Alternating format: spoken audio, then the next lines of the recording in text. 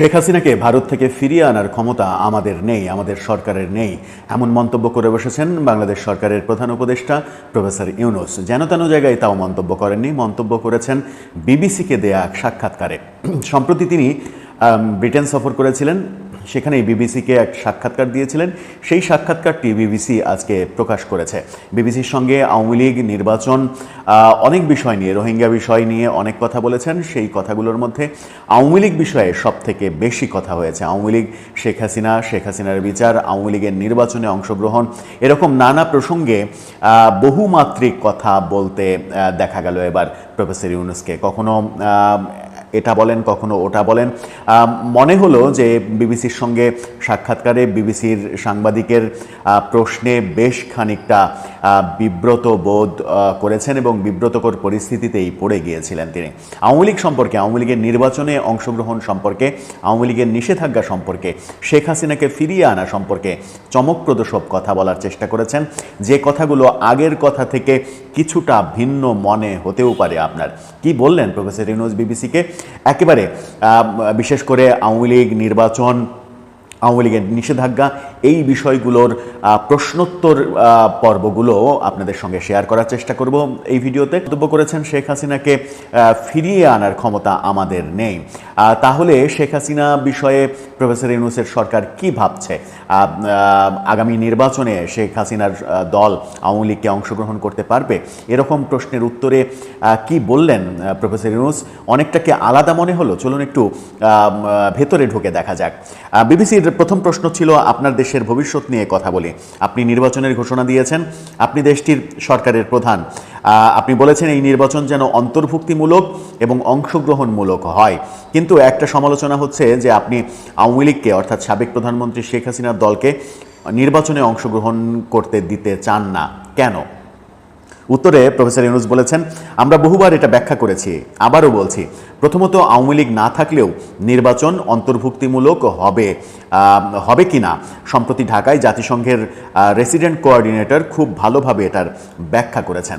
জাতিসংঘের উদাহরণ যখন তিনি দিলেন, তখন জাতিসংঘের তিনি হয়তো এই ব্যাপারটা বুঝতেই পারেননি। জাতিসংঘের মানবাধিকার প্রধান তারপরে তার এই সাক্ষাৎকার যখন দিয়েছেন, তারপরে জাতিসংঘের মানবাধিকার বিষয়ক প্রধান তিনি একটি রিপোর্টে আওয়ামী লীগের নিষেধাজ্ঞা, আওয়ামী লীগকে নির্বাচনে অংশগ্রহণ করতে না দেয়া, যে কোনো দলের স্বাধীনতায় হস্তক্ষেপ করা, এই ব্যাপারগুলোকে উদ্বেগ জানিয়েছেন এবং এই ব্যাপারগুলো সমর্থনযোগ্য নয়, এমনটা মন্তব্য করেছেন। অথচ প্রফেসর ইউনূস জাতিসংঘের উদাহরণ দিয়ে বলার চেষ্টা করলেন যে আওয়ামী লীগকে ছাড়াও ইনক্লুসিভ নির্বাচন সম্ভব। বলেছেন যে তিনি বলেছেন অন্তর্ভুক্তিমূলক মানে কোনো নির্দিষ্ট দল নয়, সব মানুষের অংশগ্রহণ। যতক্ষণ পর্যন্ত মানুষ ভোট দিতে পারছে ততক্ষণ এটা অন্তর্ভুক্তিমূলক। অর্থাৎ কোন দল অংশগ্রহণ করতে পারলো কি পারলো না এটা ব্যাপার না, জনগণ ভোট দিতে পারছে কিনা সেটাই নাকি অন্তর্ভুক্তিমূলক নির্বাচনের সংজ্ঞা। নতুন নতুন সংজ্ঞা দুদিন আগে আমরা তার প্রেস সেক্রেটারিকে একই কথা বলতে শুনেছি ভারতীয় গণমাধ্যম দ্য ওয়ালে। এবার প্রফেসর ইউনূসের বিবিসির সাক্ষাৎকারে সেই প্রসঙ্গটা উঠে আসলো। সম্ভবত প্রফেসর ইউনূসের এই কথাটাকেই দ্য ওয়ালে প্রেস সেক্রেটারি বলার চেষ্টা করেছেন যে অন্তর্ভুক্তিমূলক নির্বাচন মানে কোন দল অংশ নিচ্ছে, কোন দল অংশ নিচ্ছে না সেটা নয়, জনগণ ভোট দিতে পারছে কিনা, কত শতাংশ জনগণের অংশগ্রহণে ভোট হলো সেটা নাকি বিবেচ্য বিষয় নয়। এরপরে প্রশ্ন তাকে করা হয়েছিল, দেশের অনেক মানুষ এখনো আওয়ামী লীগকে সমর্থন করে। উত্তরে বলেছেন তাদের সিদ্ধান্ত নিতে দিন, তারা ভোট দিতে চায় কিনা। অর্থাৎ আওয়ামী লীগকে যারা সমর্থন করে তারা ভোট দিতে চায় কিনা তারা তো এখনো সিদ্ধান্ত নেয়নি, তাদের সিদ্ধান্ত নিতে দেন। পরের প্রশ্ন ছিল তারা আওয়ামী লীগের প্রার্থীকে ভোট দিতে পারবে না। প্রফেসর ইউনূস বলেছেন যতক্ষণ পর্যন্ত তারা ভোটার, তাদের ভোট দেওয়ার স্বাধীনতা রয়েছে। কিন্তু আওয়ামী লীগের প্রার্থীকে নয়, যদি না আওয়ামী লীগকে অংশগ্রহণ করতে দেয়া হয়, অর্থাৎ আওয়ামী লীগকে অংশগ্রহণ করতে দেয়া না হলে তো আওয়ামী লীগের প্রার্থী তারা পাবে না। প্রফেসর ইউনূস উত্তরে বলেছেন আমরা এখনো আওয়ামী লীগকে নিষিদ্ধ করিনি। তাহলে আপনি বলছেন তারা আগামী নির্বাচনে অংশ নিতে পারবে? প্রফেসর ইউনূস বলেছেন না, আগে বিষয়টা পরিষ্কার করি, আওয়ামী লীগকে নিষিদ্ধ করা হয়নি, তাদের কার্যক্রম সাময়িকভাবে নিষিদ্ধ করা হয়েছে। বিবিসি প্রশ্ন করেছে যার মধ্যে নির্বাচন অন্তর্ভুক্ত, অর্থাৎ নির্বাচনও কি নিষিদ্ধ করা হয়েছে? উত্তরে প্রফেসর ইউনূস বলেছেন সাময়িকভাবে নির্বাচনে তারা থাকবে কি না সেটা নির্বাচন কমিশনের সিদ্ধান্তের উপরে নির্ভর করছে। যখন তিনি বলছেন যে নির্বাচন কমিশনের সিদ্ধান্তের উপরে নির্ভর করছে, পরের প্রশ্নটাও একই সাবজেক্টের প্রশ্ন, তাহলে আগামী নির্বাচনের ব্যালটে তাদের থাকার সম্ভাবনা আছে, ব্যালটে নৌকা মার্কা থাকছে? প্রফেসর ইউনূস বলেছেন, আবারও বলছে এটা নির্বাচন কমিশনের সিদ্ধান্ত। যখন তিনি নির্বাচন কমিশনের সিদ্ধান্তের কথা বলছেন তখন সরকারের পরামর্শে, সরকার যখন আওয়ামী লীগের কর্মকাণ্ডের উপরে নিষেধাজ্ঞা দিয়েছে, যে বিচার শুরুই হয়নি সেই বিচার শেষ না হওয়া পর্যন্ত কর্মকাণ্ড নিষিদ্ধ থাকবে এমনটা ঘোষণা দিয়েছে। তারপর দিনই আমরা দেখেছি যে নির্বাচন কমিশন সরকারের পরামর্শে আওয়ামী লীগের নিবন্ধন সাময়িকভাবে স্থগিত করেছে। তার মানে নির্বাচন কমিশন স্বাধীনভাবে কাজ করছে না। অথচ প্রফেসর ইউনূস বলছেন যে আওয়ামী লীগ নির্বাচনে অংশগ্রহণ করতে পারবে কি পারবে না এটা নাকি নির্বাচন কমিশনের বিষয়। ব্যাপারটা স্ববিরোধী হয়ে যায় কিনা এই প্রশ্নটাই আসে। এরপরে বিবিসি তাকে প্রশ্ন করেছে, আচ্ছা যেহেতু আমরা আওয়ামী লীগ নিয়ে কথা বলছি, শেখ হাসিনা দেশ ছেড়ে পালিয়ে গেছেন, আপনি দায়িত্ব নিয়েছেন, তিনি এখন ভারতে আশ্রয় নিয়েছেন, কিন্তু শেষ পর্যন্ত আপনি তাকে ফেরত আনতে চান, তাই না? তার বিরুদ্ধে যেসব অভিযোগ আছে তা নিয়ে আপনি তাকে বিচারের মুখোমুখি করতে চান? প্রফেসর ইউনূস বলেছেন বিচার ইতিমধ্যে শুরু হয়ে গেছে, এটা চলমান একটা প্রক্রিয়া, পুরোপুরি আইনি প্রক্রিয়ার মধ্য দিয়ে বিচার হবে।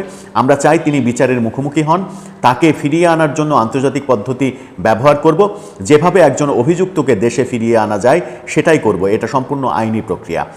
পাল্টা প্রশ্ন করা হয় কিভাবে তাকে ফিরিয়ে আনবেন, মানে আপনার তো মোদির সঙ্গে অনেকবার দেখা হয়।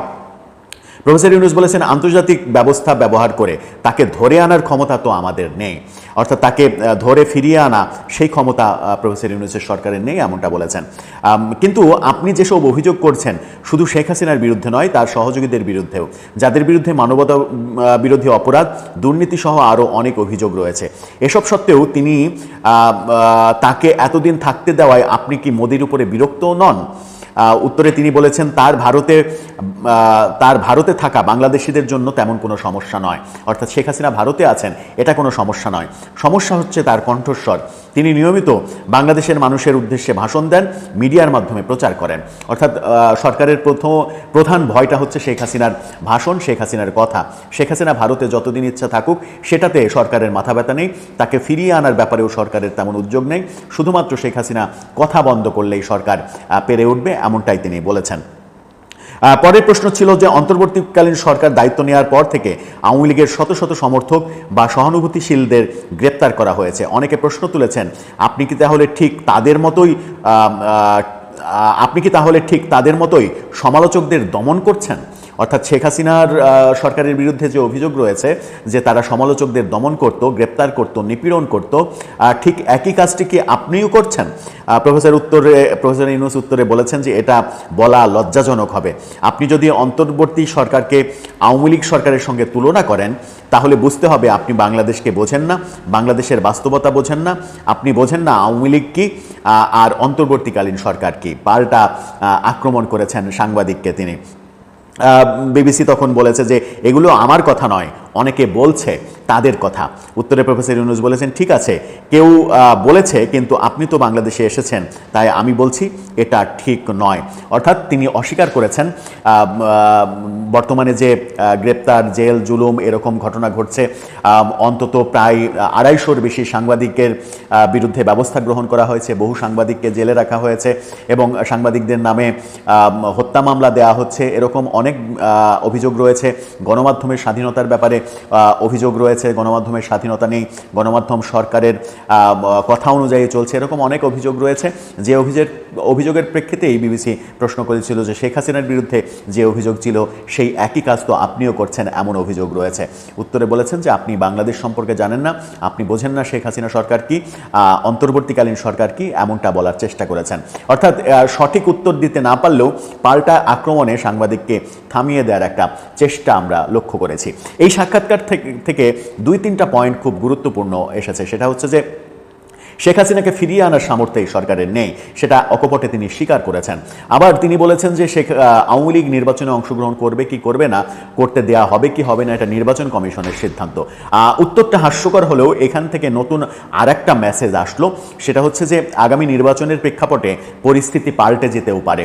যে জাতিসংঘের উদাহরণ তিনি দিলেন, যে জাতিসংঘের প্রতিনিধি অন্তর্ভুক্তিমূলক নির্বাচনের সংজ্ঞায় তিনি কি বলেছিলেন, যে দল নয়, জনগণের ভোট দেওয়ার অধিকার তৈরি হলেই সেটা অন্তর্ভুক্তিমূলক নির্বাচন হয়।